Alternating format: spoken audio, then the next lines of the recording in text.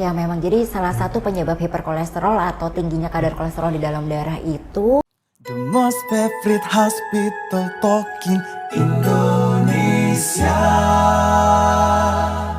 Ya, perkenalkan saya dengan Dr. Ivan Buntara dari RSUD Kebayoran Lama. Kali ini kita sudah kehadiran Dr. Ayuning Diah Citra, spesialis penyakit dalam, yaitu dokter penyakit dalam yang berpraktek di RSUD Kebayoran Lama. Dr. Ivan sudah diundang di acara hospital hari ini. Baik, terima kasih juga dokter. Hari ini kita akan ngobrol tentang apa nih dokter?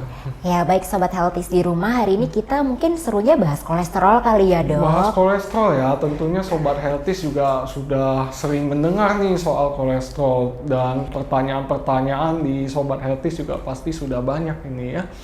Baik, untuk hari ini mungkin bisa dijelaskan dulu dok, kolesterol itu apa ya dan fungsinya buat tubuh kita seperti apa ya dok ya? Ya baik, terima kasih Dokter Ivan. Ini pertanyaan yang menarik ya, karena kalau misalnya kita dengar kata kolesterol, pasti di bayangan Sobat Healthies di rumah konotasinya sudah negatif. Ya, tapi sebenarnya kolesterol itu ya senyawa lemak yang dibentuk dalam tubuh kita.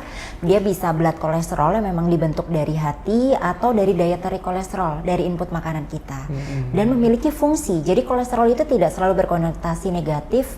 Dia juga memiliki fungsi-fungsinya membentuk membran sel, membentuk atau memproduksi sintesis hormon, vitamin D, juga berperan dalam pembentukan empedu yang akan akhirnya membantu dalam pencernaan lemak gitu. Tapi memang kalau dalam kadar yang berlebihan juga akan mengakibatkan bahaya untuk tubuh. Ya seperti itu ya dokter ya. Jadi itu Sobat Healthies, untuk kolesterol itu belum tentu selalu berarti atau berdampak hal yang tidak baik bagi tubuh kita. Tentunya kolesterol ini ada manfaatnya juga bagi tubuh kita ya dok ya. Tapi untuk di antara masyarakat tentunya pasti ada istilah nih dok. Ada yang bilang kolesterol itu baik, ada yang bilang kolesterol itu jahat. Ada dua istilah ini, kolesterol baik dan kolesterol jahat. Nah itu bagaimana itu dok? Ya jadi memang banyak ya sering kedengarannya adalah kolesterol baik atau kolesterol jahat. Untuk baik dan jahatnya, jadi yang kolesterol baik itu atau yang high density lipoprotein atau HDL, dan kalau yang kolesterol jahat itu yang low density lipoprotein. Jadi perbedaannya adalah di densitasnya. Namun kenapa nih dibilang baik sama jahat? Sebab kalau misalnya yang baik itu dia bagaikan truk sampah yang ngangkutin sampah di sepanjang pembuluh darah. Kalau misalnya yang jahat, dia itu yang ibaratnya ngebuang sampah.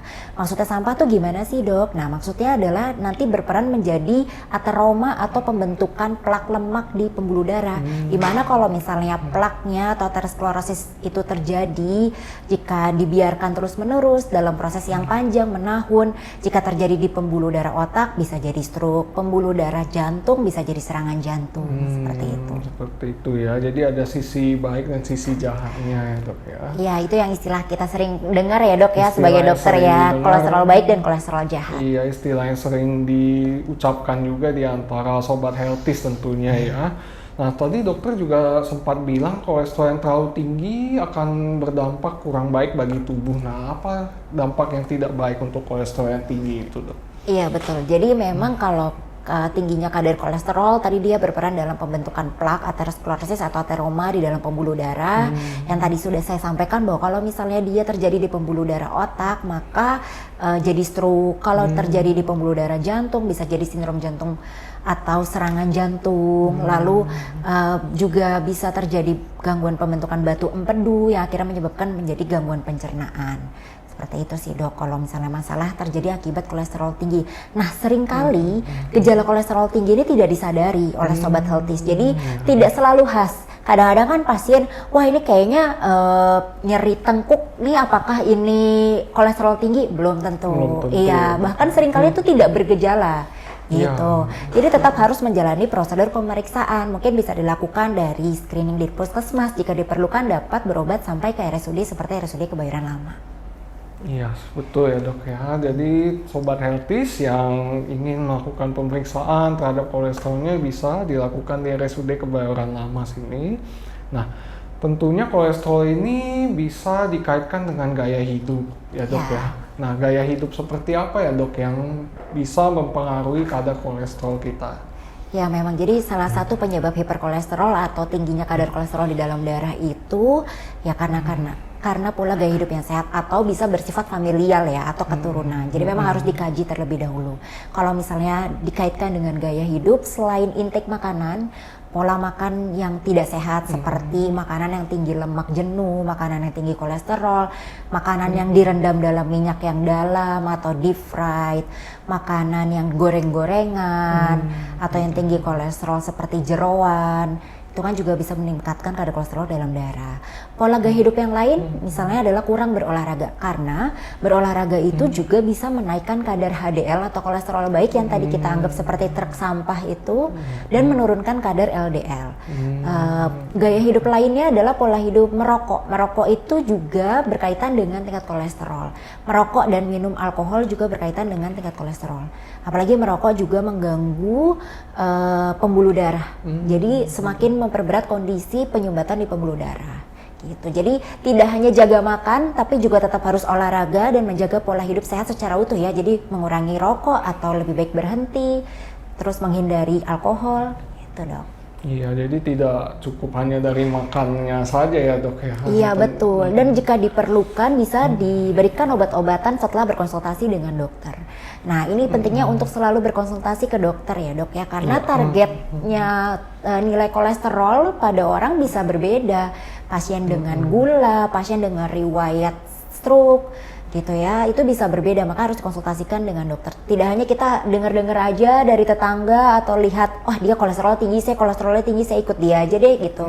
Nah itu dia ya, pentingnya untuk tetap berkonsultasi ke dokter. Iya, karena pendekatan ke masing-masing orang bisa berbeda ya dok, Betul. tentunya ya dok ya. Ya. Nah selain tadi dengan konsultasi, mungkin ada tips dok untuk menurunkan atau mencegah kadar kolesterol supaya tidak terlalu tinggi di antara sobat healthies. Oke, baik, terima kasih dokter. Jadi tips untuk menjaga kadar kolesterol atau tips hidup sehatnya ya secara umum menjaga pola hidup yang sehat. Jadi menjaga makanan, pola makan yang baik, menghindari makanan-makanan yang tinggi kolesterol, tinggi lemak jenuh, dengan pola makannya digoreng yang tadi sudah kita bahas ya, lalu memperbanyak buah dan sayur, makanan berserat juga baik gitu ya, meningkatkan konsumsi makanan berserat dengan berolahraga paling tidak dalam 1 minggu itu sekitar 5 kali 30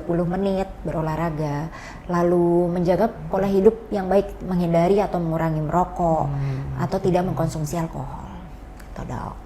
Iya, baik, seperti yang Dr. Citra sampaikan tadi, penting sekali untuk kita menjaga kadar kolesterol tubuh kita itu dalam batas yang normal agar dia tetap bermanfaat bagi tubuh kita dan juga dia tidak menimbulkan penyakit karena kadarnya terlalu tinggi. Ya betul. Seperti itu ya dok. Yang sering kali luput adalah karena kolesterol tinggi itu tidak disadari. Yang tadi kita sudah bahas ya dok ya, bahwa sebenarnya nggak ada gejala yang khas dari kolesterol yang tinggi di dalam darah. Jadi seringkali dia tuh baru bergejala ketika sudah ada masalah, misalnya nyeri dada atau serangan jantung. Nah, jangan sampai sobat healthies mengalami kondisi seperti itu.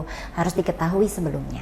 Iya, nah, mencegah tetap lebih baik daripada mengobati ya dokter. Ya, betul sekali. Baik sobat healthies, demikian untuk bincang-bincang kita mengenai kolesterol pada sesi kali ini.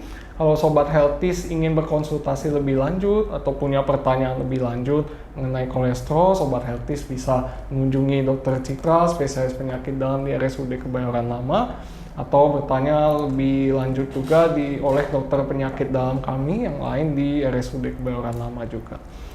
Oke, untuk sesi hospital kali ini kita akhiri terlebih dahulu. Terima kasih Dr. Citra. Terima kasih Dr. Ivan, terima kasih Hospital RSUD Kebayoran Lama dan sobat healthies. Ya, terima kasih juga sobat healthies yang sudah menyimak dari awal hingga akhir. Semoga semua tetap sehat dan semangat.